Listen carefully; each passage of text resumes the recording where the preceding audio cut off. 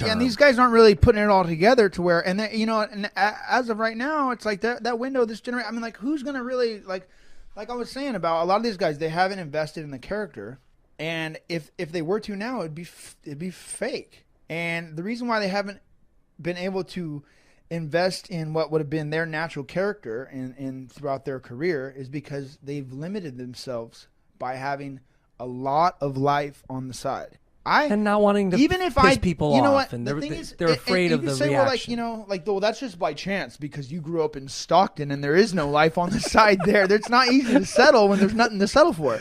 You know what I mean? So you don't, and that's, you know, that's kind of a sad thing. I mean, I think about it. I'm like, that's what it is. I'm like, I'm grateful for it. I mean, you want to say like, man, I would hate where I live or I would hate I actually still want to live there. I mean, same here, man. I haven't been home this whole year. I've gotten all kinds of shit done. I made a whole shit ton of money outside of fighting. But I mean, I want to go home. I would like to go home. I would like to go home, teach class, train, get out on a swim, go on a ride, you know. Well, like we have an album. Our first album is called "Satisfaction Is the Death of Desire," and I got that from a Muhammad Ali interview where he's like, if I didn't have this desire to get out of the hood, to get out of a bad situation, I wouldn't have done it. Right. Like, so I can't. I at the same time was like, I can't blame people for indulging in a nice wife and a nice life with kids and all these happy things and a white picket fence. That's what I want too. But unfortunately, I don't get to fucking go there until I whoop your ass. Right. You know what I mean? I don't get to do that. And I'm not going. I mean, like, there's been times where I'm like thinking like I'm going in the wrong direction like that. Like maybe you get your girlfriend knocked up or something, but you don't know. But you're like, oh shit. Like I'm like, you know, going like, what am I gonna do? Like I quit. If I had a kid right now, if I right now had a kid coming, it wouldn't change things for me, and I would go like, oh, now I really have to take this serious and go for it. I'd be like, no, now it's over. I'm done. Yeah. I'm like, I'm not fighting, like, and having people depend on me. Like I don't like that sort of support. Like my parents, I don't talk to them. I don't even talk to them. I love my mom and dad, but I don't fucking see them. I don't talk to them. Right, you're not paying their mortgage or something. I don't fucking talk to them. I like to help out if I can. I don't talk to them because they know what I do. They want to know about it. They get in my business, and it doesn't enhance my sense of security. Yeah. And I don't think it enhances theirs either, so I stay the fuck out. That was a great thing you said on Opie, like when you said about just making your circle smaller. I had to do that in the music business. I didn't know how. I had to listen, like, when let me tell you, let me just try to paint a picture for you. I was going to Las Vegas.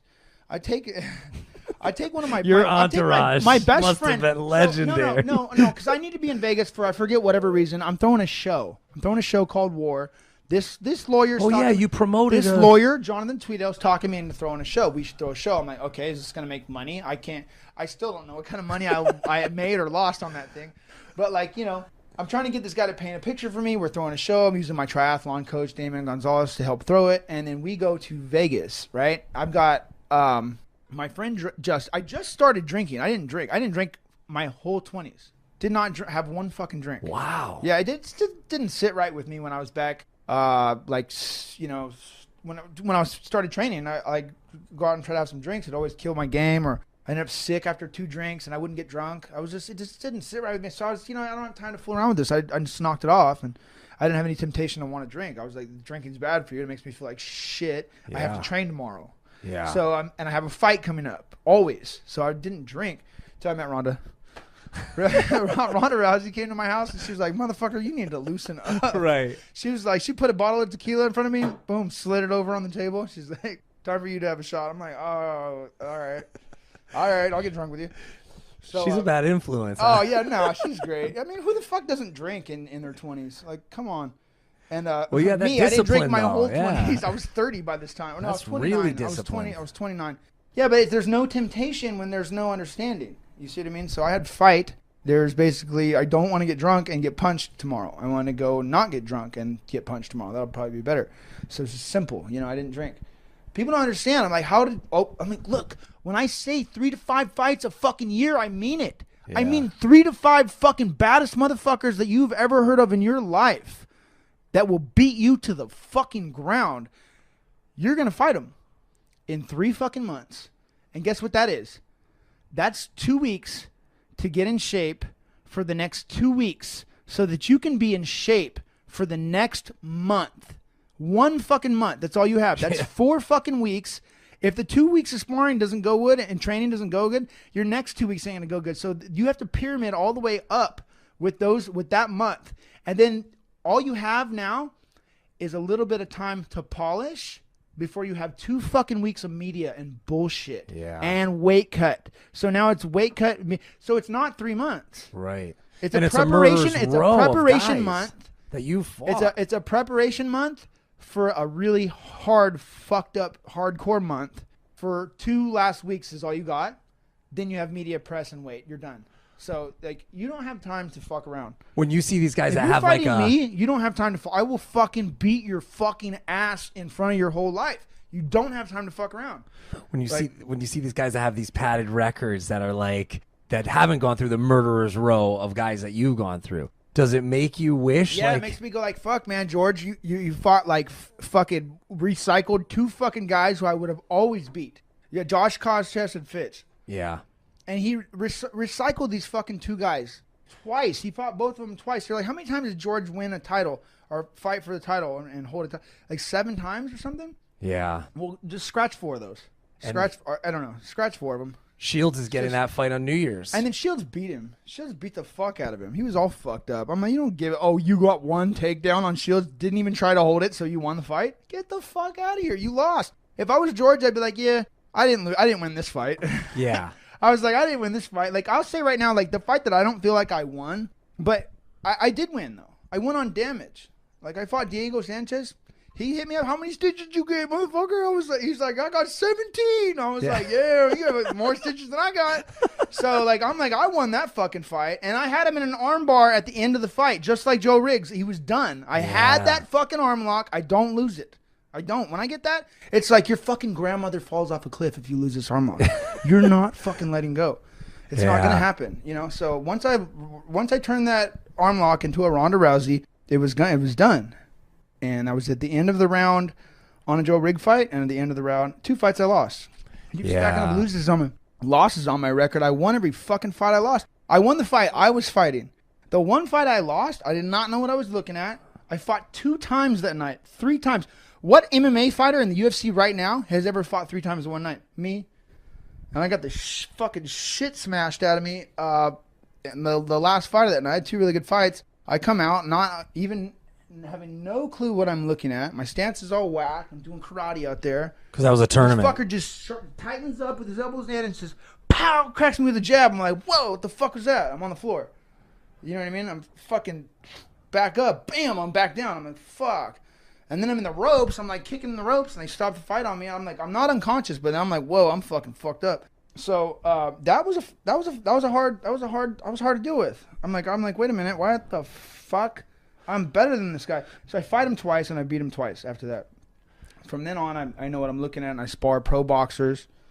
And I know what I'm looking at. I want to be a pro boxer, like at least the equivalent. So what do? I find the best fucking boxer in the world at CYC. My guy, a good coach. Took me. He's like, we're gonna take you to get your ass beat today over here by fucking Andre Ward. He's a year younger than you, trying out for the Olympic team. And then for the next 6, 7, 8 years or whatever, I'm in and out of the gym sparring this guy and other pros that sparred this guy too, and other pros and other boxing community, and a real level of understanding when it comes to the boxing community. Do you have any like any of these MMA fighters that are out there? None of them are boxing fans. None of them have actually seen fights. They haven't seen the fights I've seen. They don't know the trainers and the way they talk, the lingo. There's nothing. They have nothing. They have no understanding. McGregor is is going down that road. Why? Because my brother beat the fuck out of him. My brother beat the fuck out of him on 13 days fucking notice. Fucking dropped the 1-2 right on top of that bullshit, and he's a counter puncher.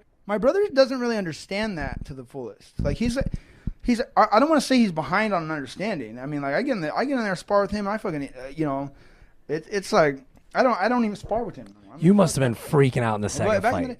Were I'm you just pacing, going nuts? I don't want to say he doesn't understand. He does understand. I'm just going I want to say I would have done this. It's easier said. Right. It's easy Monday to say morning. That. I'm just like, this guy's a counterpuncher. Don't throw any punches at him. I'm sitting in the fucking room. I'm not in the corner. If I'm in the corner, I think he would hear what I'm saying. He'd be like, oh, I'm stupid. Okay, do this. But I'm not in the corner. I can't do anything to change the outcome of this fight. I'm watching the fight around a bunch of fucking bunch of you just yuppies or what? Yeah, I don't want to say that. I don't want to say why that. yuppie's not a bad I'm trying term, to become right? one of them. I don't know. So yeah. So I'm freaking out. I'm like, oh my god, what the fuck? Why would you do that? I'm like just like freaking out. You're like, seeing different angles, and you would have, if you were in the corner, if I was you in would the have. fight, I think that like I just there's certain do's and don'ts, and he just slipped up a little bit first round.